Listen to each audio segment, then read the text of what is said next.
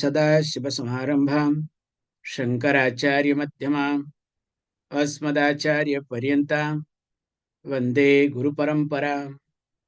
गुरुर्ब्रह्मा गुरुर्विष्णु गुरुर्देवो महेश्वरः गुरुसाक्षात् परं ब्रह्म तस्मै श्रीगुरवे नमः। ॐ सहना भवतु सहनो भुनक्तु सह वीर्यं करवावहि तेजस्विनावधीतमस्तु मा विद्विषावहि। ॐ शान्ति शान्ति शान्तिः।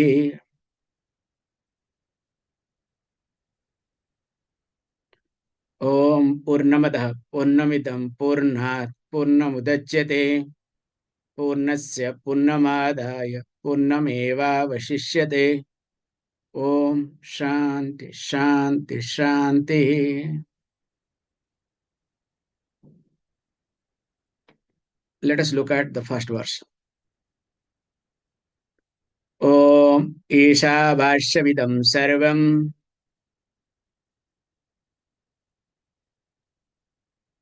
यत्किञ्चित् जगत्यां जगत् तेन त्यक्तेन भुञ्जीथ मा गुध्र कस्यचित् धनम्।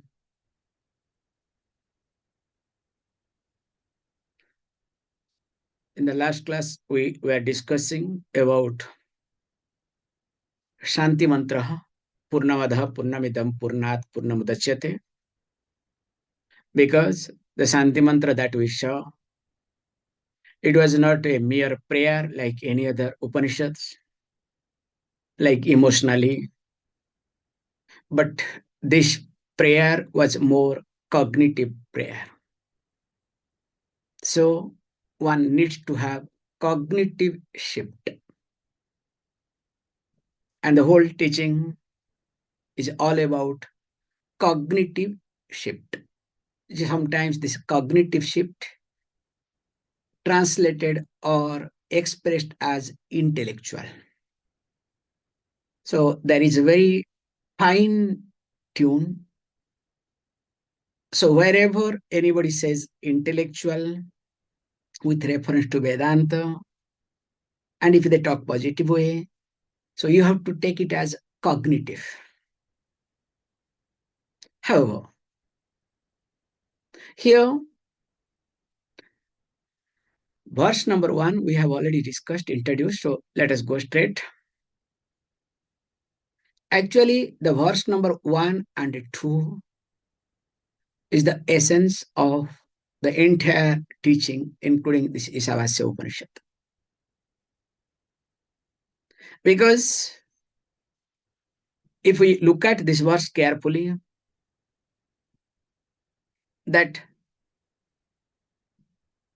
it by itself, it is complete, and also this teaching highlights what could be my purpose of life. Because people are confused with reference to purpose of life. But here is being taught, look, one has to be clear with reference to purpose of life. Because when I understand what is life, for a common person, life is always or all about pull and push.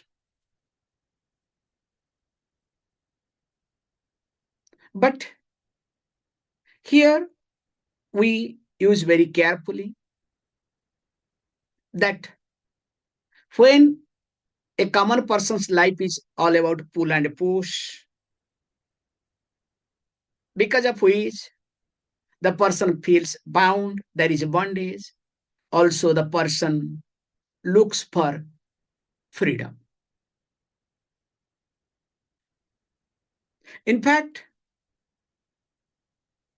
When we look for freedom and we search for freedom, and the problem is we think bondage is because of somebody or something. Now freedom has to be because of somebody or something. So we look for freedom in the external world.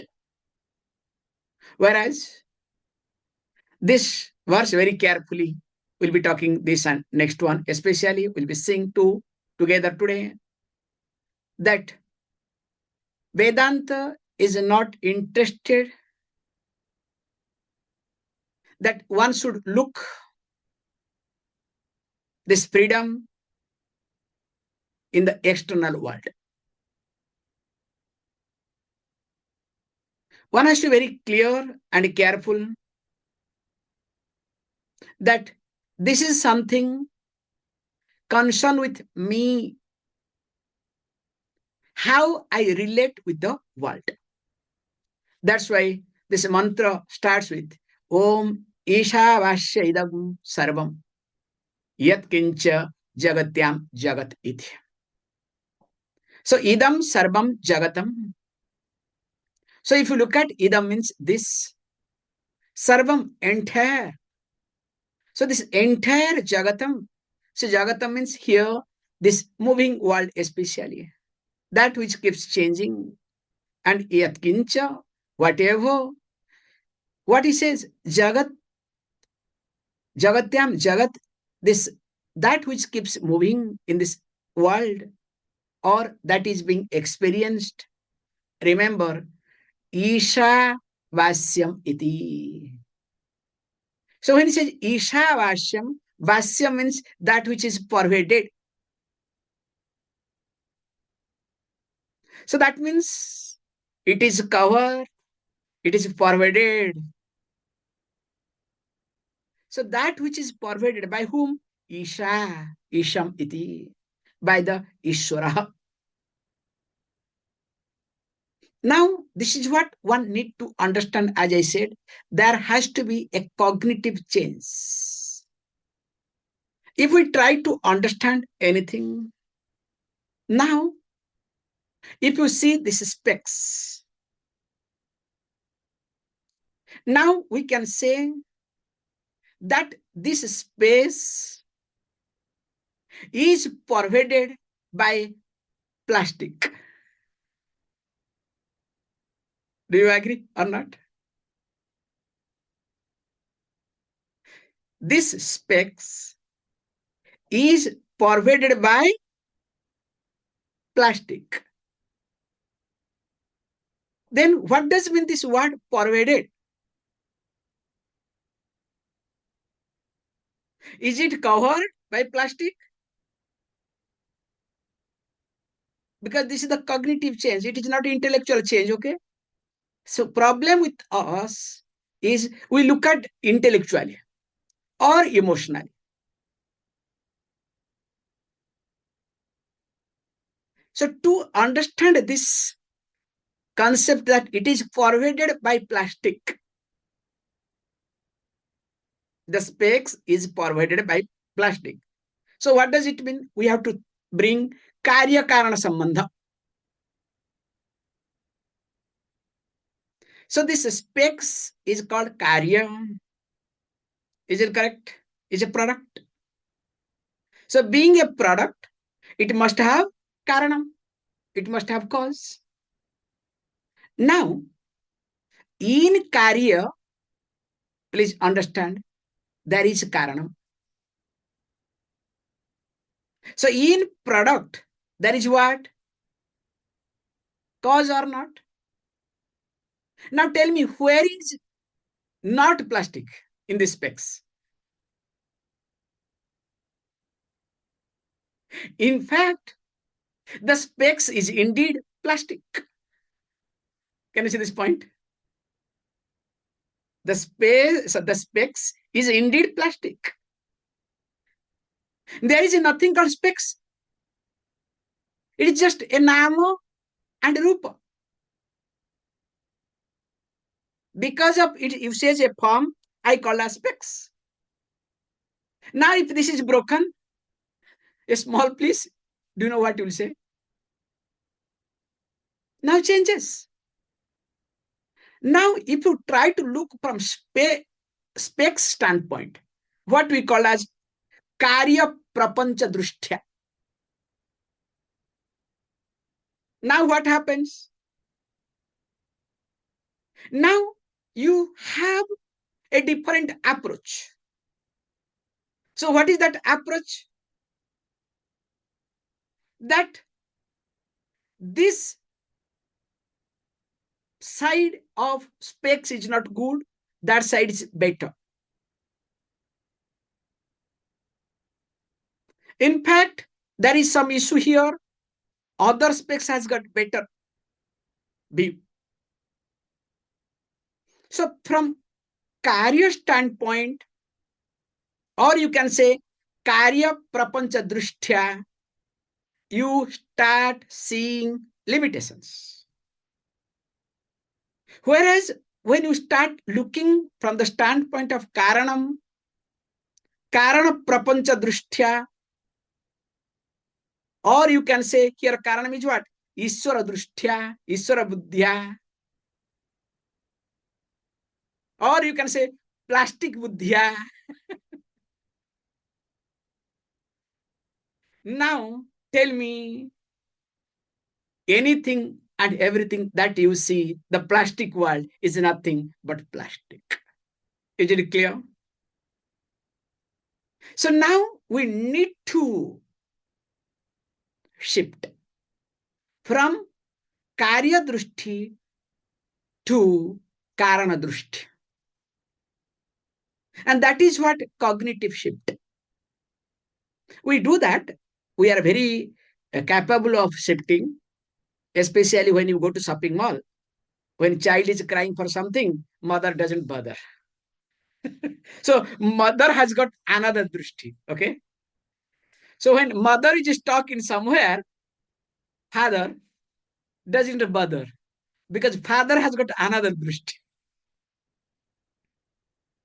So each one has got their own drushti. Have you not observed that? But here we say, look, the entire Jagat is Īśhavasya. So the Īśhavasya means it is indeed Īśvara. So when we say it is Īśvara, that means Īśvara indeed kāraṇam iti. And what is Īśvara? Don't forget, Brahman plus Maya. That also you have to remember, okay? So that means what? Here he says, look, in this Jagatyam Jagat, in this entire universe, or you can say in Karya Prapancha, in this universe that is full of name and forms. Now, anything that you see is nothing but called kāraṇa.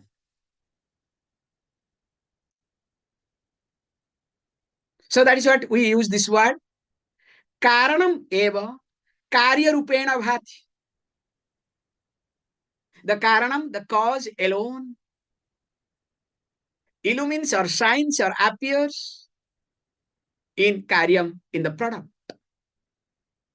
So this shift has to be taken place, and this shift we call as cognitive shift. But what happens to all of us? We are stuck with karyam, and we give our powerful example. A woman especially received one necklace from mother.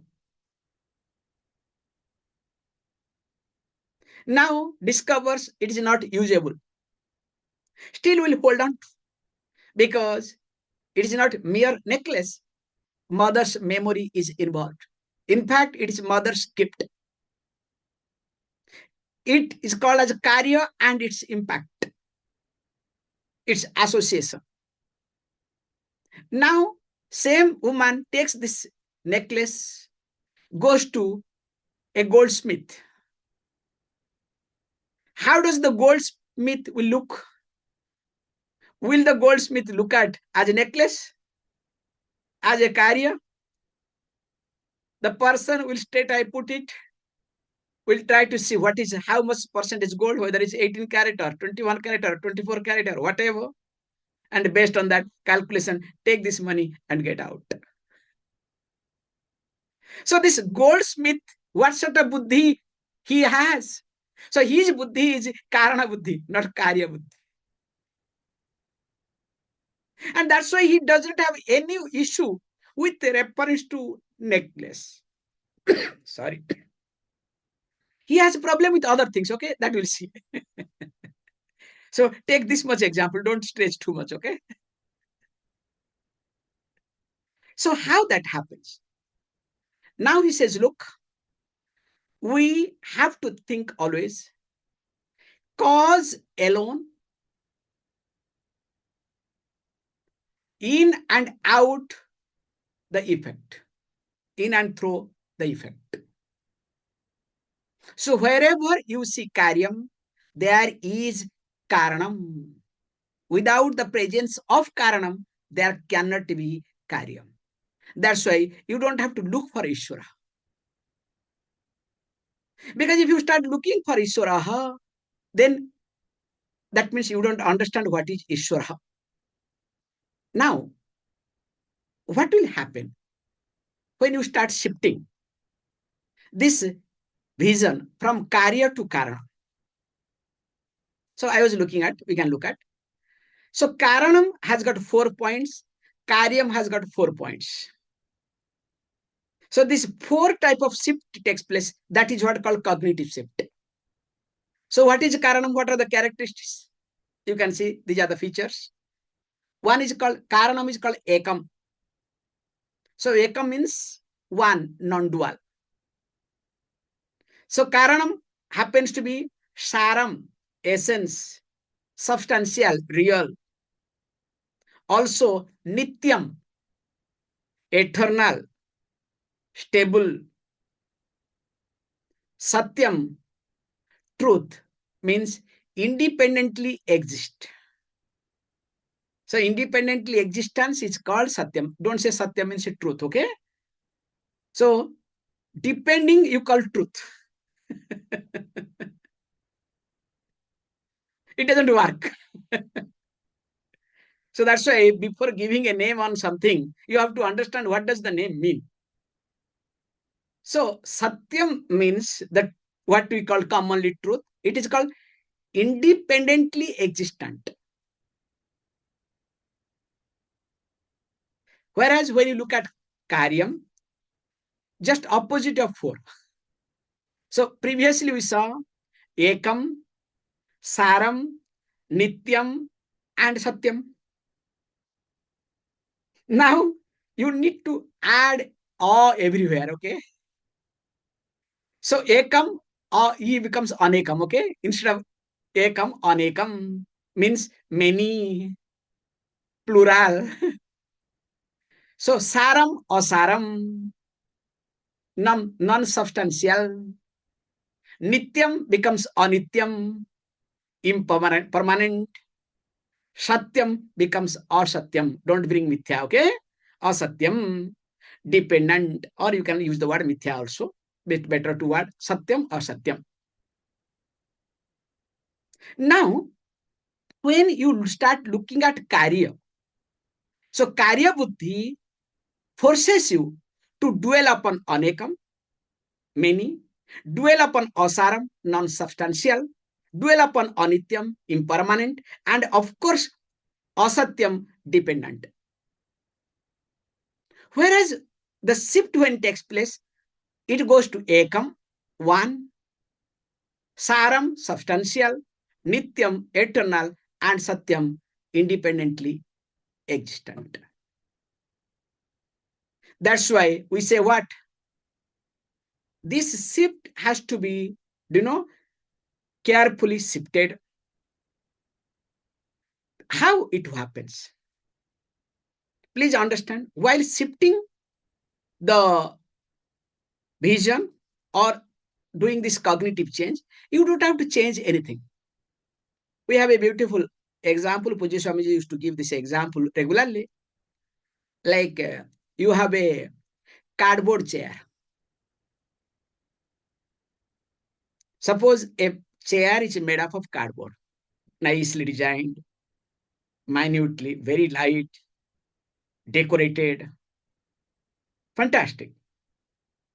Now, this is beautiful. In fact, you can decorate, you can keep it. Now, knowing that it is cardboard chair, will you sit on it? Will anyone sit on it? And if you start sitting on it, that means what?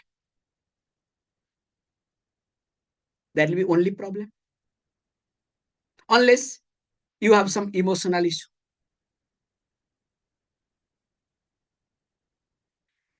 That's why we say emotionally depending upon undependable is called samsara. Is it clear? Emotionally depending upon undependable is called samsara.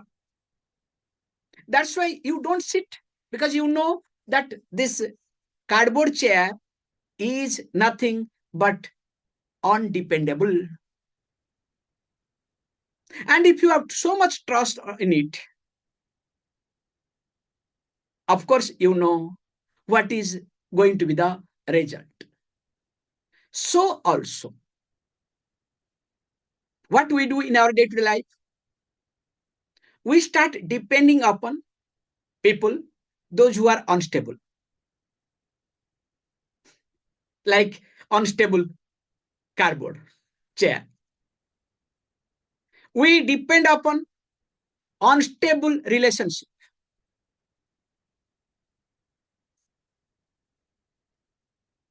We depend upon unstable wealth. We depend upon unstable status. The most important thing is we depend upon unstable fame also, name and fame. Unstable health. Now, please understand. Depending upon on this thing, if we start seeking security, peace, fulfillment, happiness, will it be possible? It is not possible at all. That's why what is to be done? He is just this one. Tena tyaktena. Very nicely, the point we need to understand. So he says, look, what is to be done? He says, tena tyaktena bhunjitha iti. So bhunjitha tena tyaktena. So here highlights, look, what is to be done? Now, if you understand that these are undependable, you don't have to depend. So there you need to have maturity, not to give up physically, but to make use of it. So there we need, this renunciation. So he says, tena tyaktena vunjitha. So only by renunciation may you live securely. So here in this verse highlights that nivritti marga. In fact, this verse talks about nivritti marga. Next verse will be talking about pravritti marga. We have seen in Bhagavad Gita, truth to be understood, but it has two lifestyles. So what are they? Jnana yogena sankchanam, karma yogena yoginam, lokesmin dividha nishtha. So there are two types of lifestyles. So it depends upon which lifestyle you are taking. Because please understand, if you understand that here that everybody need not be a sannyasi, should not be a sannyasi. Even the first verse talks about sannyasa, but still I am telling everybody need not be and should not.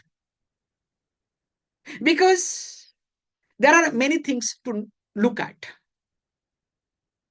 First point is, most important point is, to become a sannyasi, your prarabdha should support. Not only you should have maturity, also your prarabdha should support. If your prarabdha doesn't support, you cannot. So why to break the head? So there is no point of breaking the head. But what is to be done? We have seen in Kaivalya Upanishad, develop that inner renunciation, if not physical. So when you start developing inner renunciation, so definitely you will start seeing some changes. And how it can happen? When you start looking at security in karanam, not in karya. Whereas if you are looking at security in karya, depending upon unstable people, unstable wealth, unstable relationship, unstable name, fame, health, it will not be possible at all. That's why says, look, if this is the case, what you need to do? What sort of renunciation you should do? He says, look, ma gruddha. So the verse highlights ma gruddha means what? Don't covet anyone's wealth, if you want to look at the translation literally. So then when it says that you don't need to look at, then what is to be done? So here dhana means wealth. Actually, it's not mere wealth. Technically, dhanam is represented. The word wealth is being, the word wealth talks about eṣaṇā-trayam. Three eṣaṇās. What are they? Putreshana, vitteshana, and lokeshana. Na karmana, na prajaya, dhane, na tyage, neke, amrutattvamanasu. So that is being reflected in this verse, okay? Same one. So there are three types of eṣaṇā. So eṣaṇā means desire that leads to attachment. So what are they? First is putreshana, attachment to progeny. So after I die, there's something should leave behind me. My gene is speaking, okay? So in short, you can say attachment to people. So a sannyasi can say, look, I don't have child, I don't have anything, but I am connected to my people, okay? So that becomes also putreshana. Second one is called vitteshana, attachment to wealth. And third one, lokeshana, attachment to higher world, higher locus, field of experiences. I want to go to heaven. After I die, for me, the heaven, the paradise is waiting. So I'll rest in peace. Now he says, look, that's why in a Brihadaranyaka Upanishad, that also happens to be Shukla Yajurveda. In a Brihadaranyaka Upanishad, this is being talked elaborately. Bhikshacharam charantaha putreshanayasya vitteshanayasya lokeshanayasya. Then it comes Vitthaya atha bhikshacharam charanta iti. So in Brihadaranyaka Upanishad, it comes very beautifully. So that is what is being highlighted here. So in short, it highlights about Nivritti Marga. Now question may arise, okay, fantastic. What about us? Don't worry. The next verse talks. So what next verse talks? Let us read so that we'll go for next verse quickly. Kurbanneha karmani jiji vishet satam samaha evam toi nanyat थेतोस्ते न कर्म लिप्यते नरे. He says, look, iha karmani eva kurvan. So here, suppose you are not able to live nivritti marga. Don't worry. Get into pavritti marga. And you don't have choice, remember here. Either this or that. So to go to nivritti marga, you should be well prepared and everything should support you. If it does not support and you are not prepared, don't worry. Continue with your prabhuti marga. So in prabhuti marga is being highlighted. What? Here in this life, or you can say in this world. So karmani includes upasanani too. So whatever karma and upasana that you do. So he says, look, while performing any karma and upasana here, so that is in the form of both this dhyana and other things. Now he says, what you see, he says, now satam sama jiji vished. May one desire to live for full 100 years. You can live, but remember, you are living not to live, not to enjoy, but to work. Everybody wants to live to enjoy. Can you see this point? In fact, this is the mantra we say, when during birthday and other things, we especially Sastabda Purti. So this is what, this word you might have heard this thing, what they will say. Okay, Satam Sama Jiji Vished. So may you live 100 years. But they will never say, do you know what? Iha karmani eva kuruvan, okay? So they think their job is done now, grandchildren have come, so I want to enjoy my life living 100 years and watching others, okay? Don't do this, don't do that. Hey, this is my property. You know my childhood, what I struggled. You are doing nothing, okay? Only criticizing, pointing out. So that time you will think, when this fellow is going to die, so that I'll occupy his house first, okay? Or his room. Anyway, coming back to the point. He says, look, then what happens? Evam toi nareitah anyatha nasti. Remember, for a person like you, and who is the person? The one who has itaha, there is nobody other than this. The one who has chosen Prabhuti Marga. You are not forced to fall into the Prabhuti Marga. This is called understanding. That's why we had this option in Gurukulam.